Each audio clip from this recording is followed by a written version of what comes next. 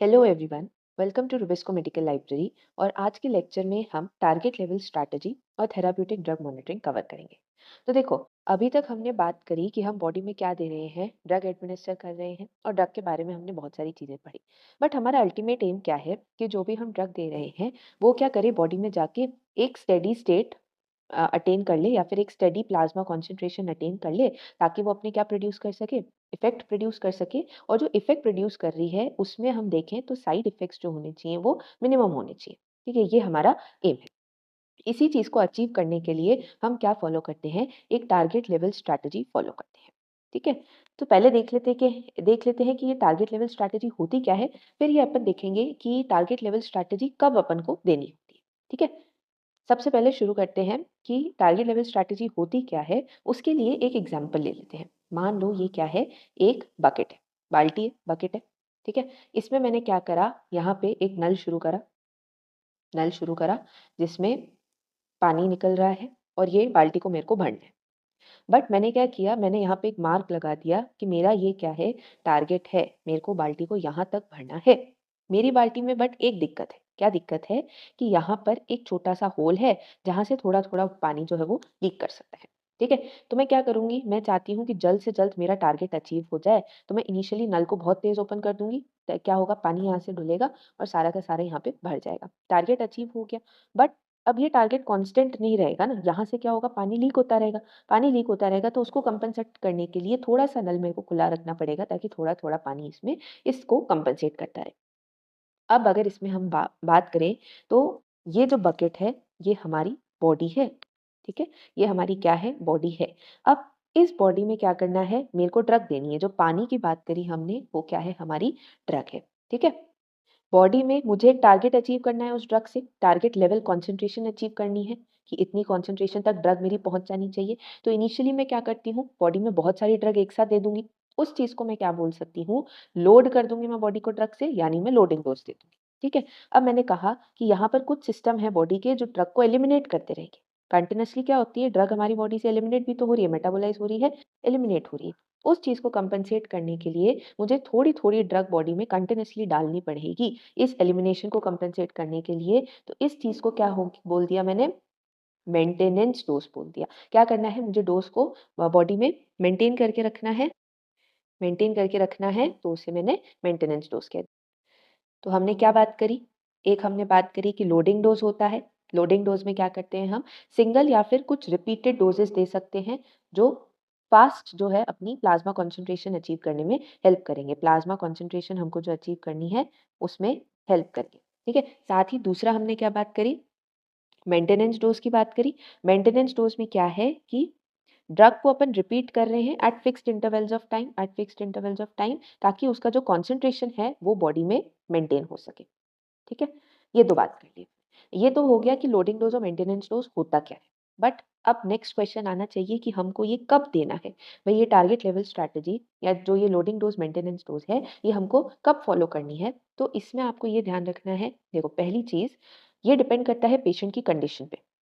भाई पेशेंट अगर मान लो आपके पास बहुत क्रिटिकली इल कंडीशन में आया है, कोई इमरजेंसी कंडीशन में आया है और आप चाहते हो कि जल्द से जल्द ड्रग जो है वो अपना इफेक्ट प्रोड्यूस करे।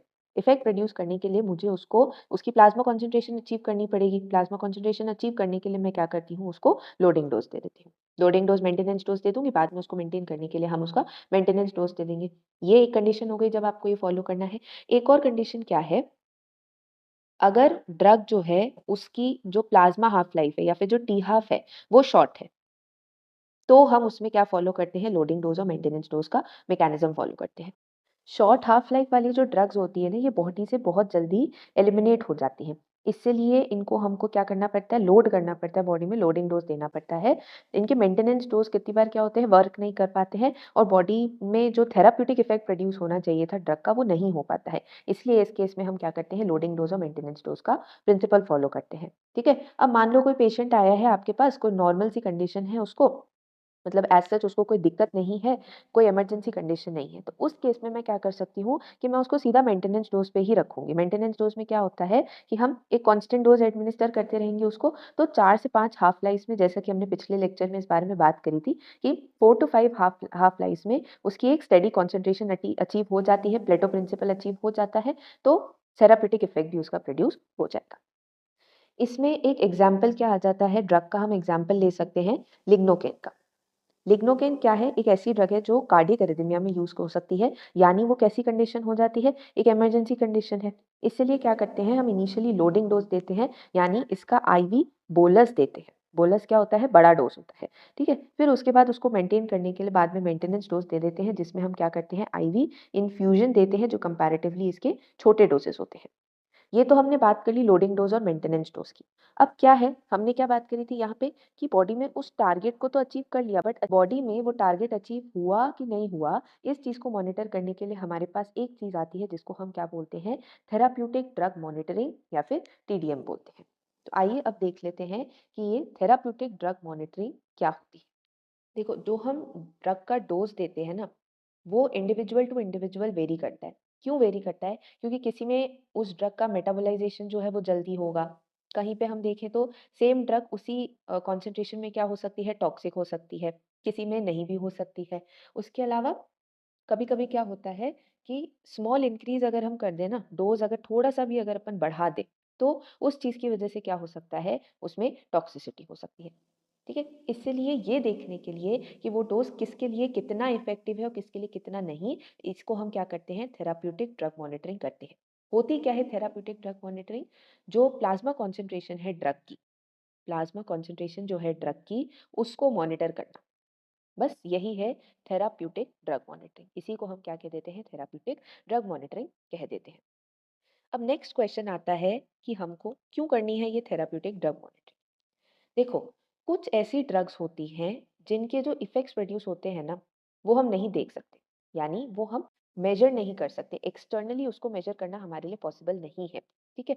उन केसेस में हम क्या करते हैं, थेराप्यूटिक ड्रग मॉनिटरिंग परफ़ॉर्म करते हैं। अब एक्सटर्नली मेज़र करना मतलब क्या होता है? जैसे मान लो मैंने कोई एंटी हाइपरटेंसिव दी, एंटी हाइपरटेंसिव दी, तो इसका मैं इफ़ेक्ट कैसे मेज़र कर सकती हूँ? बीपी देखकर मेज़र कर सकती हूँ, बीपी मैं बाहर से ईज़िली मेज़र कर सकती हूँ। साथ ही मैंने मान लो कोई ब्लड शुगर को कंट्रोल करने की दवाई दी, ठीक है? हाइपोग्लाइसेमिक वगैरह दी मैंने, तो इस चीज़ को मैं कैसे मेज़र कर सकती हूँ? ब्लड शुगर देख के मैं मेज़र कर सकती हूँ।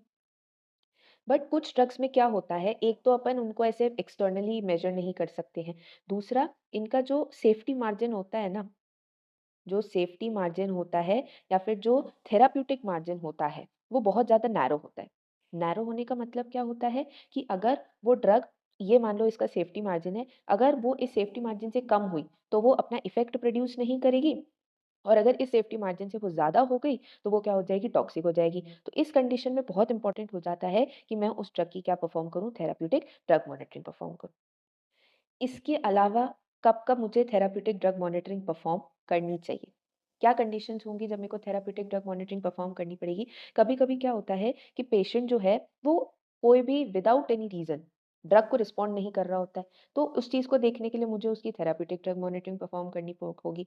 कुछ ड्रग्स जैसे ये हमने ऊपर जो बात करी वो टॉक्सिक हो सकती हैं अपने थेराप्यूटिक मार्जिन के बाहर, तो उसके लिए मुझे टीडीएम परफ़ॉर्म करना पड़ेगा। अब मान लो बॉडी में क्या हो रखा है, रीनल फेलियर है, यानी ड्रग जो है उसका एलिमिनेशन प्रॉपर नहीं होगा।